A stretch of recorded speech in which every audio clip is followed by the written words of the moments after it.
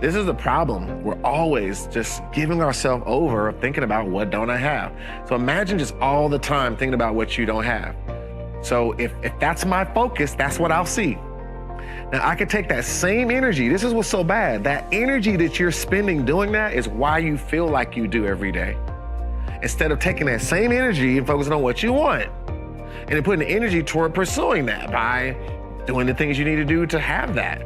So I want more money, let me develop more things that'll help me make money. I want better health, let me do the things that help me be more healthy. I want to have better relationships with people, let me improve my communication skills. Let me understand things I need to understand. All these things are focuses, and you have to decide, right, which you're gonna focus on. Have you ever felt like you just weren't worth anything? Have you ever got these thoughts of what's really wrong with me? You know, all at once, I'm just flooded with these emotions and these feelings that I'm just not good enough. Have you ever felt like maybe there's something lacking and you're not like everyone else, that you don't, seem to really get where you want to be? And it seems like that there's other people that it's just going easier for it, except for you. Have you ever sometimes felt a little lost at knowing what to do to matter more? And sometimes you look at yourself and you have those moments where you thought you were good with who you were, you thought maybe you had done something worthwhile, and then you just hit these points where you just feel like, I really haven't done anything. Have I really accomplished anything? And then as you start going through different phases of your life, you get to these moments where it just begins to get louder and louder and louder and louder. The staggering question, am I good enough? I want to talk about this because it's such a staggering problem in a lot of the minds of many people who really want to live out their, fullest. They want freedom, they want happiness, but they have these overwhelming thoughts of what's really wrong with me? Am I really worth anything? And, I want to start off by just really getting everyone out there to understand something, that we are some of the greatest individuals of imagination, and we can use that for good, we can use that for evil. In fact, anything that we tell ourselves about the future and what's possible and what's going to happen next is completely made up in our mind. It's not something that is real, because we cannot ourselves tell the future, make the future. We can't make anything happen. So whatever we tell ourselves, good or bad, it's really something we've made up. So we might as well make a decision of how we want to use this, because we're going to think about the future and we can choose whether or not to have a more negative or a more positive approach. Now, with that in mind, I want you to just really listen closely at 6 bad habits that cause people to get these feelings of low self-worth, low meaningfulness, feeling like you don't matter, feeling like you're insufficient, feeling like you're not good enough. Where does this stuff come from? And what are some of the habits that we can have that makes it worse? So I want to first go over the 6 bad habits, and then I'm going to tell you 7 things you can do that are different that actually will take you in a different direction. But let's deal with the bad stuff first. Let's deal with these 6 bad habits. I'm going to pull up my whiteboard and I'm going to write some of these out for you and kind of explain, why each of these is so important. So we're going to focus on these 6 bad habits that really lead to us having these feelings of not being worth anything. So one of these things that I want to call out right away is negative self-talk. Negative self-talk. So this is a situation where somebody, when it comes to things about themselves, they always have a negative spin, a negative approach to it. So when they think about themselves, they put themselves down. And these words become real in people's lives because what you say continually causes you to feel a certain way. And that feeling dictates what you do. Some people will say, well, the things you say come true. Well, that's not really the case. We're not magicians around here, right? But what's happening is when you continually say something, it's telling you where your thoughts are, and that leads to feelings, which then impacts what you do. It's not like because you said it, it comes true. It's because you're thinking that way and consistently focusing on that, then it leads to what you do that gets to those outcomes. So our focus can be found in our words. It tells us what we're focusing on. So when you constantly say, I'm not smart, I'm not good at, I don't have this, I don't look like them, I'm not as good as this, right? When you constantly talk that way, it creates an energy around yourself that is always leading to this low self-worth. So self-talk, it's not coming from anyone else but you. You are constantly saying these things. You want to always be watchful when you say, I am. When you say, I am, right? In other words, you're really saying that that's who you are. What comes after that is so important. When you say, I am not good at, I am not able, right? Versus saying, I am working towards, I am getting better at. That is a better, talk. So negative self-talk is a big one. Let's go back here. And here's another one is breaking promises to yourself. So here's the thing. When you're thinking negatively about yourself, you don't even think you matter. So when you continually break promises to yourself, it becomes habit. And that's why when it's time for you to trust someone else and what they promise you, you don't believe it because you're so used to breaking promises yourself. So you don't believe someone can be really real about the promise they're making to you. So it causes you to treat people the way you are, right? And so we have to begin to be careful of this whole pattern of breaking promises to ourselves. So we might say, hey, I'm gonna work out tomorrow, but then you're not gonna do it and you don't do it.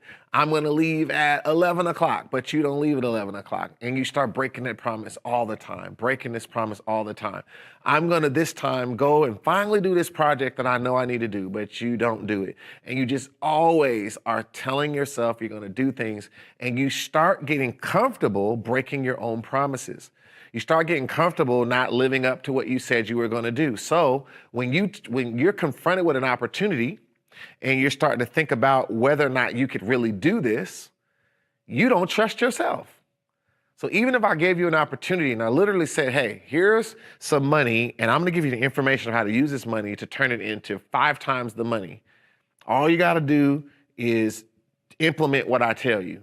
And then the question becomes, well, can I implement what they told me? You say, I can't. I don't ever implement what I tell myself. How can I implement what they tell me?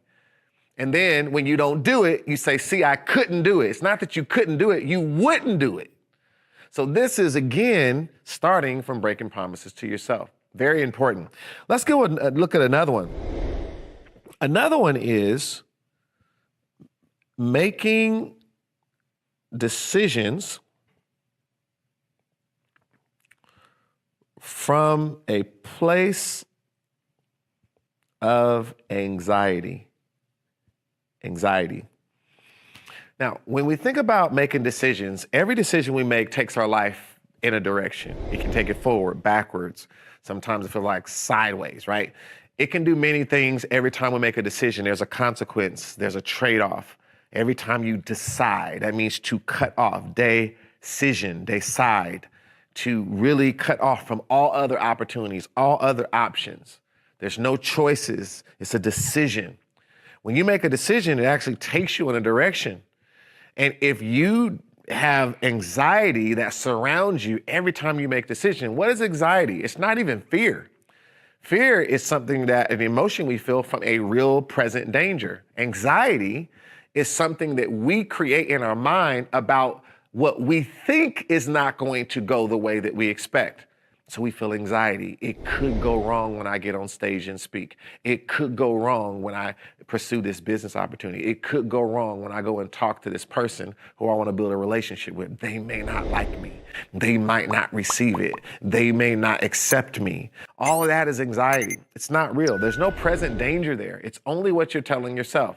And when you make decisions from a place of anxiety, you will always make the wrong decision, because anxiety does not lead to success, to achievement. It doesn't lead to that. Anxiety does not lead to the good outcomes that you want in life. And if all of your decisions are based in anxiety, you're going to always get the results of anxiety, which is more anxiety. So this is, again, another critical thing. What place do you make your decisions from? All right, let's go to number 4. And 4 is fellowshipping negative people. Now, I use the term fellowshipping, which is more of a church term, but I love it because it has to do with a deeper bond and relationship between people. I believe there was a scripture that says they continue steadfast in the apostles' doctrine and fellowship.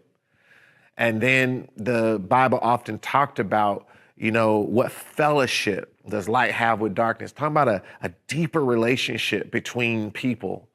And so I use that because when you think about the deeper relationships you have with people, the deeper relationships you have with those around you, how many people are you around that are negative? Now, here's the problem. When we think about negative people, we think about like bad people, evil people, right? Gangster, robber, criminal or something. That's not what negative means. A negative person is someone who is always focusing on an outcome that is negative and not useful to your growth. So someone who is always talking about something not useful to your growth, this could become a negative person to you. It doesn't mean they're a bad person. It's just when it comes to that subject with that person, it's not good to get to fellowship them about that, because they tend to put their issues, their fears and anxieties on you. Because they couldn't do it, they don't think you can do it. Because they never had it, they don't think you can have it. So they talk to you from that place, and you keep fellowshipping someone that has this type of perception and this type of thought process. It's going to begin to impact how you think. It's going to impact where you go, what you do, what you believe. And this is also very important. So this is why we want to be very careful of who is around us and what type of influence do they have on what we do, because of the level of connection and fellowship we have with them. All right, let's go to number 5. Number 5 is thinking negative for too long. So notice I didn't say thinking negative, like just don't think negative. Well, the truth is we are all made up in a body that has a nature running through it, working from our brain, the self-preserving brain, what we feel, what we desire by nature. Ever since Adam sinned in the garden, man has been born in his image now and in his likeness with this same nature. David said, I was born in sin and shapen in iniquity. And he said, in sin that my mother conceived me. He talked about this, how he was shapen in iniquity, and sin that his mother conceived him, because he was saying the condition that he was in from birth. In Ephesians, it talks about we were by nature the children of wrath, even as others. This is how everybody was in just being born in this world. So because of that, our first thought is always going to be more negative. It's going to be how to protect us from anything that's not sure, uncomfortable, anything that has risk. Your brain is wired to keep you away from risk, keep you away from things that are uncomfortable, keep you away from potential disappointments. And on the other side of your comfort zone is everything you want in life. It's really the freedom in your life, your health, your wealth, your business, your career. It's on the other side of your comfort zone. And you're living in a body with this feeling of always feeling and imagining that there's danger on the other side of your comfort zone, right? It's not guaranteed, so we shouldn't do it. We shouldn't take that risk. We shouldn't try. We shouldn't grow. So, you can't help that initial thought that sometimes is negative, that initial doubt that comes into your mind.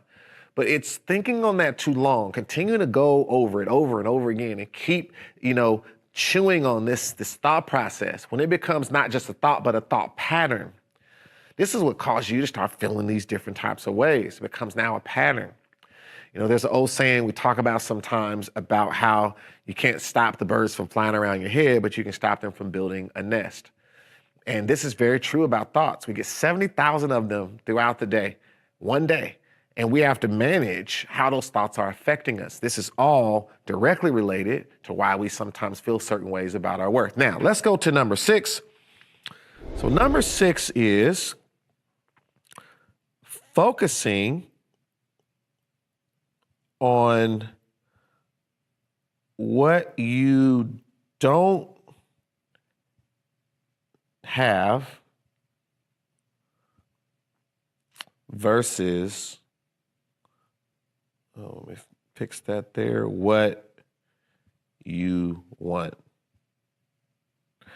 Now, that might have come out of the screen there a little bit for you all, but again, focusing on what you have versus what you want. No, put it over here too. So when you think about focusing on what you have versus what you want, what you don't have versus what you want, a lot of times we're always looking for the thing that's missing.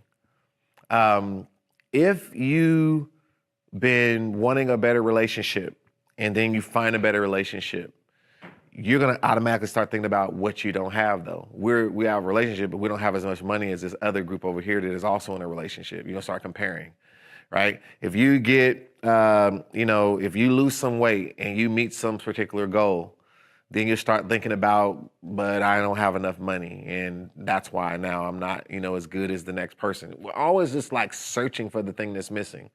This is the problem. We're always just giving ourselves over thinking about what don't I have. So imagine just all the time thinking about what you don't have. So if that's my focus, that's what I'll see. Now I could take that same energy. This is what's so bad. That energy that you're spending doing that is why you feel like you do every day. Instead of taking that same energy and focusing on what you want and then putting the energy toward pursuing that by doing the things you need to do to have that. So I want more money, let me develop more things that'll help me make money. I want better health, let me do the things that help me be more healthy. I want to have better relationships with people, let me improve my communication skills. Let me understand things I need to understand. All these things are focuses, and you have to decide, right, which you're gonna focus on. And these 6 habits will cause you to lead toward these feelings that we've been talking about, in this episode of saying, basically, why do I feel I'm not worth anything, right? Why do I feel that? This is why, these types of things.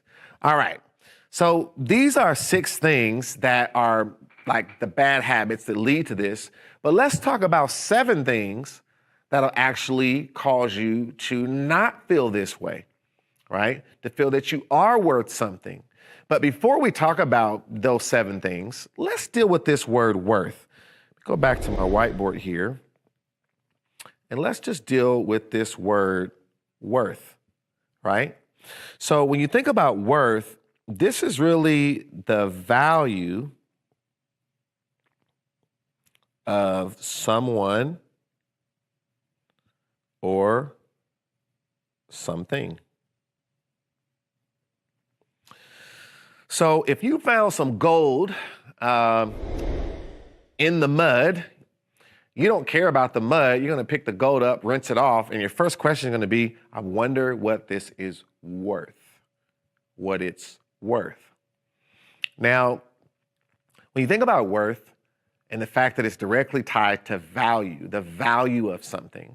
When you think about the fact that value and worth are tied together, then there's a direct relationship between me feeling and being worth more because I'm making myself more valuable. Very important. So I increase my worth by making myself more valuable. And when I make myself more valuable, not only am I more valuable, I feel more valuable. because I see more ways that I can contribute and support the things around me because of the value that I've increased. And I also notice that people are noticing the value that is in me. So let's go through 7 things that will help you become more valuable. All right, so we're gonna call this 7 ways to become more valuable. Okay, so we're gonna leave the 6 and we're gonna go here to the 7 ways to become more valuable. The one thing, these are all things that you have control over, to choose positive relationships. One thing that is so powerful about all of us as the CEOs of our life, we get to choose the relationships around us. Now, I know we say, well, this person, that person, but did you know I can choose if I want to keep being around this person, listen to this person, talking to this person. That is so powerful. The fact that you are the CEO of that. You can make an executive decision. Like, we all can say, I'm not gonna talk to this person anymore, or I am gonna talk to this person. I could say I'm gonna meet this new person, or I'm gonna sit here and act like I don't see him. We got that type of power. So this is a way to become more valuable, is getting around more valuable people, more positive people, people who are doing and living the things you want, getting around that so that you can glean from them. This is gonna make you more valuable when you get around more valuable people, right? Very, very important. Number 2, another key one is developing skills. What I love about skills, no one can take that from you. When you learn how to do anything, right? Whether it's something working with your hands around the house, with your car, if it's something with the computer, if it's something that you learn how to do, you feel so much, self-esteem and self-worth when you realize you learned how to do something, right? Something you didn't know how to do, and now you know how to do it. If you're learning an instrument, whatever it is, you learn how to create something, maybe how to knit or how to, work in and plant a garden, how to, grow in your athleticism, or to, increase your fitness goal of increasing muscle in certain areas of your body, whatever the thing. And when you do that, or you get better at some specific thing as an artist, all these things and developing skills in some way not only make you more valuable, right? You feel more valuable and worthful, if I could say that, or worthwhile, right? So here's another one, a third one that kind of goes with it a little bit, is to increase knowledge. So the more time you take to increase your knowledge, like, reading a book, watching education, videos, investing in programs, things that will cause you to increase your knowledge of things, learning more, putting more in your mind, more to know, more to understand. The more that you know, you increase your worth. And the more that I know, it increases my ability to communicate and have a conversation about those things. So, right away, I see a dramatic impact on my worth because I'm increasing knowledge. So some of the time we're spending in anxiety and thinking about why we're not worth this and worth that, we could be reading something, learning something, consuming something that is actually causing us to grow. This is also very important. All right, number 4. Number 4 is to create new positive experiences. New positive experiences. One of the big problems people have in trying to break habits is they just try to break the habit. You can't just break the habit. It's a habit. The way you actually can break a habit is to actually create an environment that is influencing you to be different. So people just say, I'm gonna stop doing this. Well, good luck. But if you say, I wanna stop doing this, and to stop doing that, I'm gonna get around this type of person. I'm gonna remove these things that cause me to end up maybe making that wrong decision. I'm going to make an adjustment in what I'm doing with my time. I'm gonna relook at my calendar. I'm gonna now, in place of what I used to do at this time, I'm gonna do this. That is a plan for breaking a habit, because you're doing things all around that habit that is influencing you to do the better thing. Now, you still have to make a decision, you still have to do it, but when you create more positive experiences around the thing you want to do and the person you want to become, you're gonna be much more highly effective by creating an environment for that to happen than solely depending on willpower. Willpower does not work. Eventually, it gives out. But environment, used correctly with some willpower, is something that is highly effective at evoking change and creating new behavior. So this is what we want to do, like not running away from new positive experiences. Sometimes that thing you don't normally go do it. Time to people you're not really around, but you know they're positive, but normally like, hey, I don't want to do that. Go this time. Do the thing that you don't normally do that you know is positive. Get out of yourself. Get out of your own way. The thing that you always turn and go the other direction, try something different this time. Go with it. Don't run away, run towards it. Go toward the thing that can help you, that can cause you to want to do something more or different that you know is positive, but maybe just not comfortable, but it's positive. You know it's a positive thing. These new experiences will help to shape these feelings. Now, all right. Now, here's another one that seems like it has nothing to do with it, but it does. Eat better food. Did you know how we feel and how we feel about ourselves is often directly related to what we eat? Did you know that there are more different senses and things in our stomach than in our brain in terms of certain things? Did you know how impactful food is from a science perspective at also dictating how we feel? When I eat a lot of sugar, or you eat a lot of sugar, I don't care who you are, the science is gonna always work. You're gonna have a high up and then it's gonna bring you down. You're gonna crash, right? And if I'm already feeling certain things and I'm dealing with certain things, and then now I got, I just don't feel good, right? Because maybe the type of food that I'm eating a lot of processed stuff. All this stuff makes me feel a certain way. I feel tired, I feel drugged down and dragged down. All of that contributes to the things you're already dealing with in your mind, because all of this is connected, right? The body, the brain is the control center of it, and all of it's connected, and everything that goes into your stomach, your microbiome goes in, starts to fuel a lot of things that we feel. And it heightens the problem. And people don't think there's nothing to do with it. But if you don't, watch what you put in your body, then you wonder why your body feels a certain way, and you wonder why you feel a certain way, and you wonder why it's harder for you to fight back in terms of having the energy to do the thing that you really need to do. A lot of times it's simply how we feel that has a lot to do with why we don't change and do the better thing, right? All right, here's another one. Really key, goes kind of in the same area, but work out regularly. This is important.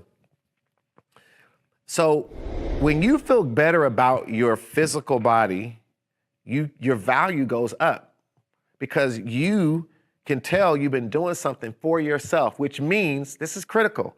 So when I work out and I try to get more fit, you know what I'm actually saying? I'm saying I'm worth that. I'm worth taking care of. I'm worth getting more fit. So there's this subtle message being sent when you take care of your body, is that I'm worth taking care of. So your worth is going up when you begin to do that and getting used to doing things that make you better, that help you. When you are in the wrong frame of mind, one of the first things that people do is they let their health go, right? They just start letting it just do things to hurt themselves. The food they eat, the things that they drink, the places they go, all these things, because you've lost value of yourself. That's just why some people, they end up committing suicide and doing some horrible things, but it started way before that. Some of them got on drugs. Some of them started to do things to try to numb themselves. Why? Because they have lost a value of themselves that should be there. And so when you work out regularly and you feel that sweat come or you feel that soreness and you keep doing those things and you just feel so good when you work out and you do something that you know is good. It hurts, but it also just heals because you just feel so accomplished that you did that, right? You just feel better. Your thoughts get clearer. You know, your blood pressure is improving. Your A1C is improving. All these things, your heart, your cardiovascular system, why? All of that is helping you feel more valuable about yourself. And your body will reward you, right? With being able to do things that you enjoy and having the strength to do it and the energy to do it.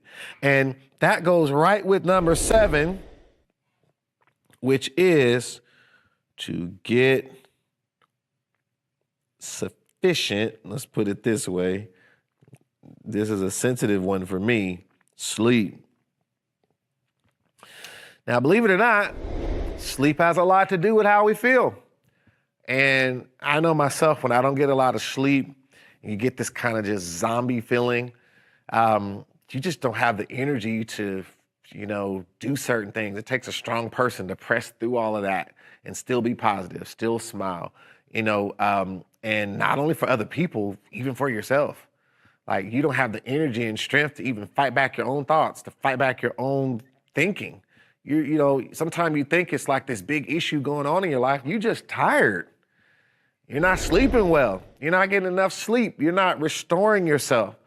And sometimes I can feel when I've just pushed it too far and I've got to just stop everything and try to get some more sleep, or sleeping a little longer that particular morning, or make an adjustment, right? Because it's so important. And again, it goes back to showing the value, right? That I'm worth doing that. I'm worth getting more sleep. I'm worth feeling better. And so not only am I equipped to respond better to situations, right? I'm subliminally telling myself that it is worth me feeling better to try to get more sleep. And so, this is a big one, but you will feel so much better when all of these things come together.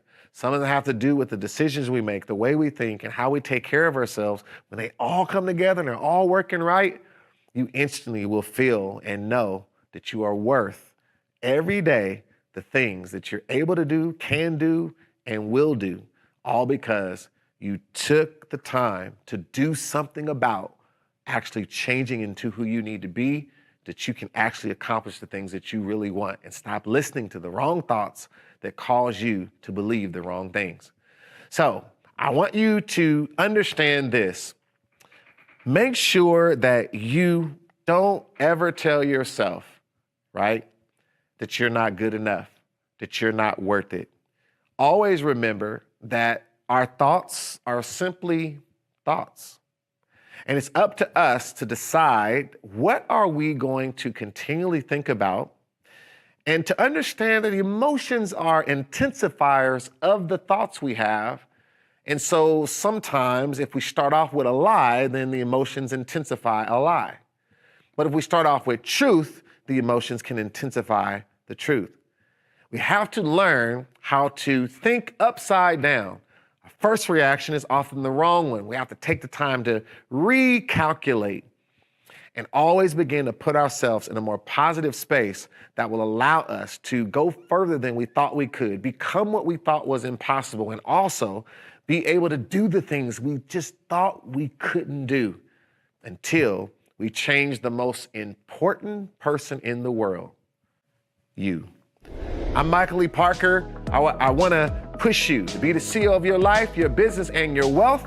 And whatever you do, know here at URCO, we believe you are worth it, and it is up to you to keep that belief every single day, not just in word, but in the deeds that you do.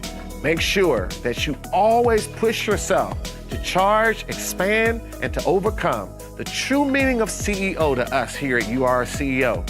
And you can do it one thought at a time, always choosing to do the 7 things that make you better. Stop doing those other 6 that give you the wrong habits. Until next time, make sure you keep running the business of you.